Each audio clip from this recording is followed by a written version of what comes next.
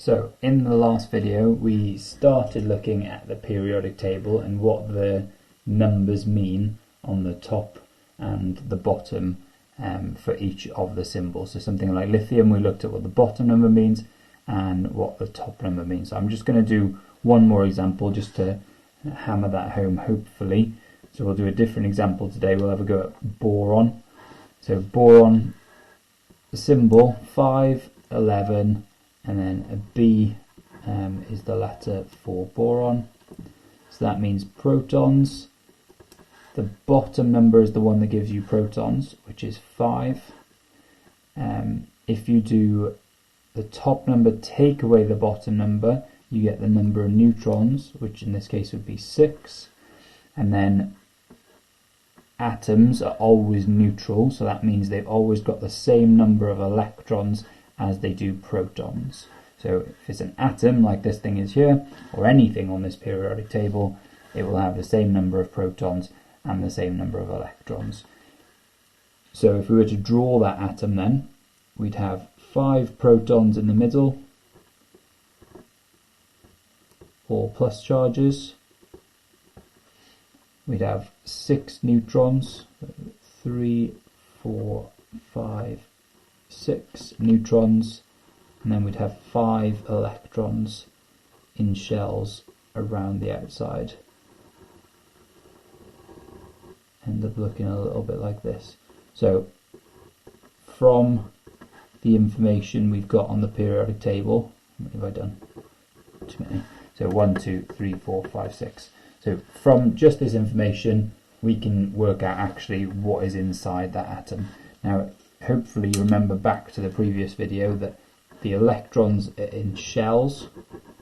So each of these little circles is a shell, and then the center point, this bit here, is the nucleus, and that's where you find the protons and the neutrons. The protons have a positive charge, so they have a +1 charge, and they have a mass of 1. The electrons have a negative charge, so a -1 charge, and a mass of 0. And then the neutrons have no charge, so neutral neutrons, but they have a mass of 1.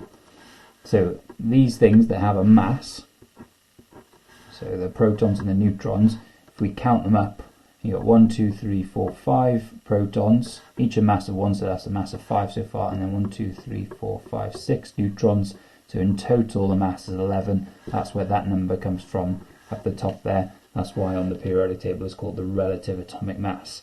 And then hopefully you remember that the bottom number is known as the atomic number, but it always gives you the number of protons, which in this case would be 5. Okay, now we're going to look at something called an ion. So an ion is an atom that is either lost, so an atom that has lost or gained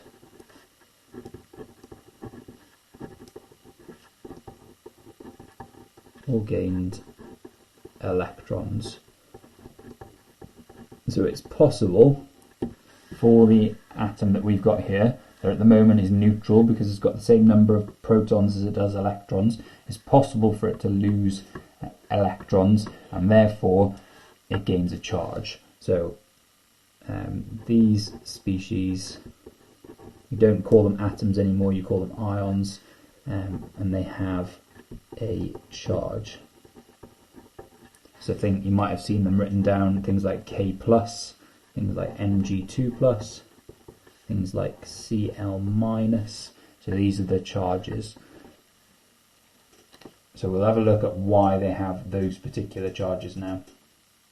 Okay, so to save a bit of time I just drew the atoms quickly. So I've picked lithium as an example, so lithium 37Li, and I've also picked fluorine over here as an example, so 9 and 19F as an example.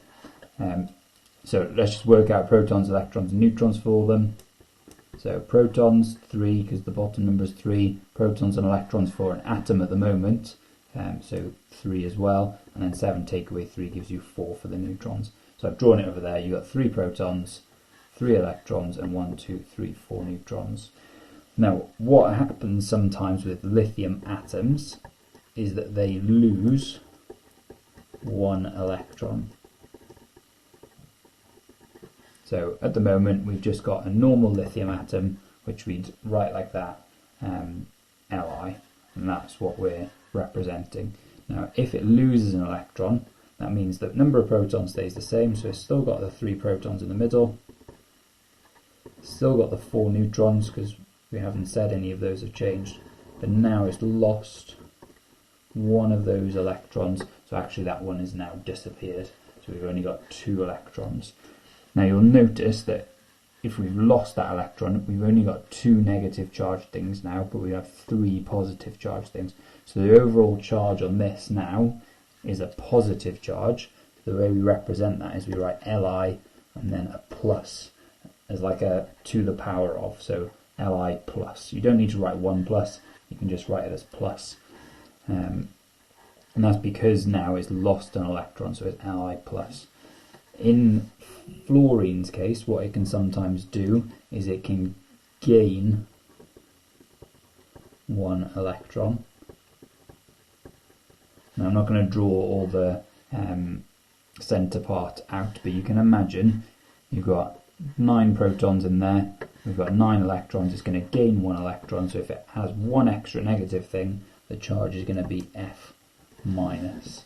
So that is what a fluoride, it changes its name for fluorine, so fluoride ion looks like. Now you don't need to remember how they change, because in the exam you'll be given a little table like this that says formulae for some common ions. So if you have a look at aluminium there, aluminium's got a 3 plus charge, so lithium went from Li to a +1 charge by losing 1 electron. Aluminium here has gone from Al to a 3 plus charge by losing 3 electrons. If we go maybe a bit further down, there we go, we got lithium. Lithium has a plus charge, it means it's lost 1 electron. To another example, you got zinc here, so zinc 2 plus, that means zinc has lost 2 electrons, so it was an atom and it lost 2 electrons. If we do the negative ones, there's a bromine ion there, or bromide they're called, so that's gained an electron. Fluoride gained an electron. Oxide, if you look at oxide, it's gained 2 electrons. So oxygen, if we flip over, has got 8 protons. As an atom, it would also have 8 electrons. If it's formed a 2 minus ion, that means it's gained 2. So I know that this oxide ion now has 8 protons, but 10 electrons, because it's gained 2 electrons to form that oxide ion. So those are ions. Now we can use ions to predict chemical formulas of quite a lot of chemicals actually. So let's imagine I had something like, so I'll write it over here, sodium chloride. So at the moment I know the name of the chemical is sodium chloride, but I would struggle to guess what that actually looks like in terms of what atoms are in it and how many of each type. If I use the ions, so sodium is Na+, and chloride is Cl-. So the formula for the chemical's made out of these ions, so it's made out of sodium ions and chloride ions.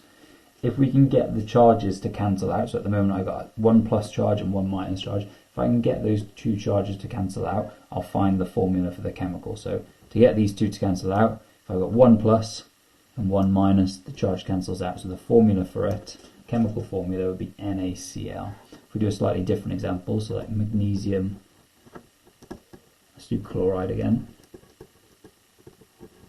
So magnesium on here is Mg2 plus, and chloride, if we look over there, is Cl minus. So these are the ions that make up that chemical. Now at the moment the charges don't cancel out, so I've got 2 pluses and I've got a minus. So I need another one of these minus things. Now the charges cancel out, so the chemical formula would be Mg and then Cl2. So I need for every Mg I have, there'd be 2 Cls to cancel out the charges. If we do a couple more, run out of room there, let me flip over.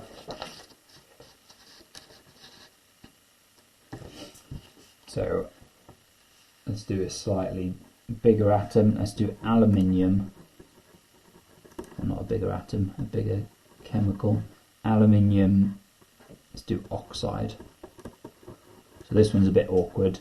So this chemical is made up of Al3 plus ions and then oxide O2 minus ions. So at the moment I've got 3 pluses and 2 minuses. The charges don't cancel out, so I need to work it out so that they do cancel out. So if I get another Al3 plus, I've now got 6 pluses, and I need to have 6 minuses. So if I get another one of these and another one, in total now I've got 6 minuses and 6 pluses. So it would be Al, and I need 2 of them, and then O, and I would need 3. In the formula, you should never have any charges written in. So you wouldn't want to see any charges written in these places. Here you're just using the charges to work out how many of each type is in the chemical. Now there's some examples of ions which are a bit more awkward. So you've got things like ammonium is the only positive one, and then the negative ones you've got carbonate, hydroxide, nitrates and sulfates. So these are a bit more awkward if you need to use them. So let's imagine we had aluminium nitrate. So aluminium is Al3 plus, nitrate is NO3 minus. So that's a little 3 to say I got 3 oxygens, but the overall charge on this whole thing is a minus charge. So I've got 1 minus and I've got 3 pluses. In order to get it to the charges to cancel out, I need 3 of these nitrate ions. So now I've got 1, 2, 3 minuses and 3 pluses. Now the charges cancel out, but I have a bit of a problem. If I say I've got 1 Al and NO3, I haven't really got a space now to say 3 of these nitrate ions. So what you do is you just put some brackets in and you say you've got 3 of those ions. So other examples where you might have that, something like NH4 2SO4.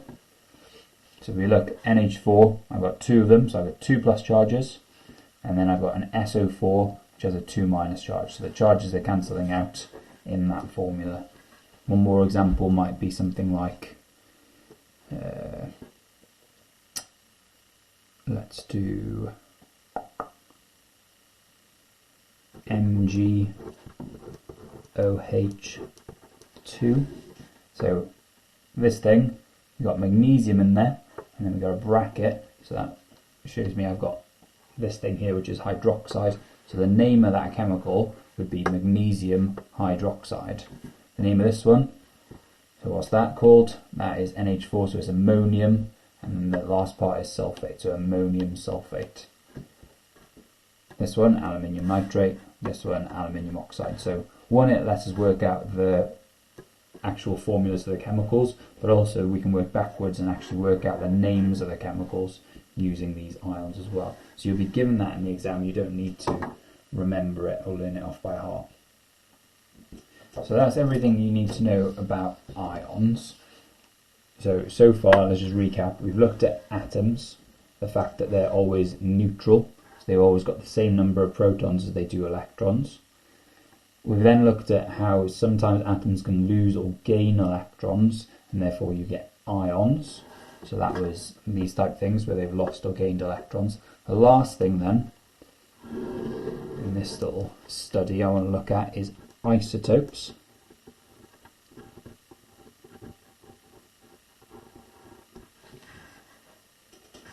So let's imagine we've got a carbon atom, 612C. This carbon atom, in terms of protons, electrons and neutrons, can have 6 protons, 6 electrons, and 12 minus 6 would give us 6 neutrons. So it's got the same number of positive and negative things, so it's overall neutral, and we've also got 6 neutrons. So isotopes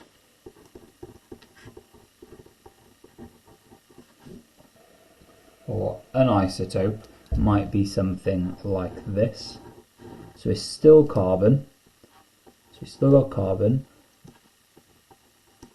but actually the top number has now changed. So it's the number of protons which dictates the identity of the atom. So because we've still got 6 protons, it's still known as carbon. So if I was to work out protons, electrons and neutrons for this thing, I'd still say 6 protons. It's still an atom, so even though this is an isotope, it's still an atom. It's still got 6 electrons. But now if I do 13 take away 6 to work out the neutrons, this has got 7 neutrons.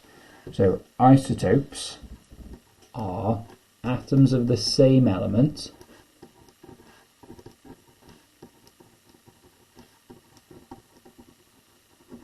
so these are both the same element with the same number of protons, because that's the thing that dictates the fact that this has 6 protons means it is carbon. So if we change the protons, we change the atom. So with the same number of protons but a different number of neutrons. So isotopes are atoms of the same element. They're both the same element, they both have the same number of protons, but they have a different number of neutrons. So another example might be something like, I'm just going to pick another common example. So if we look at, let's do chlorine. So this is one atom of chlorine.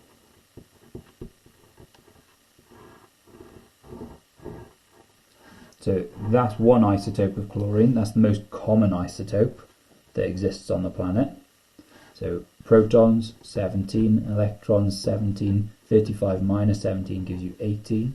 But then there's another isotope of chlorine which looks like this. So in terms of protons you'd have 17, electrons 17, and neutrons this time you'd have 20. So you can see these are both isotopes of chlorine. They've both got the same number of protons, but they've got a different number of neutrons. In terms of how this works, if you imagine all the chlorine atoms on the planet, so this is planet Earth, all the chlorine atoms on the planet, 75% of them are this chlorine isotope. So 75% would be 1735 chlorine. So if I collected all the chlorine atoms on the planet, 3/4 of them would have that structure, and then 25% of them would have this structure here. So 25%. So there's 2 isotopes of chlorine. You've got this isotope here, which is the most common one. That's why it's the one we have on the periodic table. 75% abundance, and then there's a slightly less common one which looks like this. Same story is true for carbon. So the most common isotope of carbon is this. So in terms of how much of that carbon's on the planet, it's something like 99% of the carbon atoms on the planet are this one here. So that's why it's the one we have on the periodic table. But then there's about 1% of carbon atoms that actually have 7 neutrons and therefore would have this symbol here. We just, in terms of on your periodic table, you can think of it as we use the most common isotope.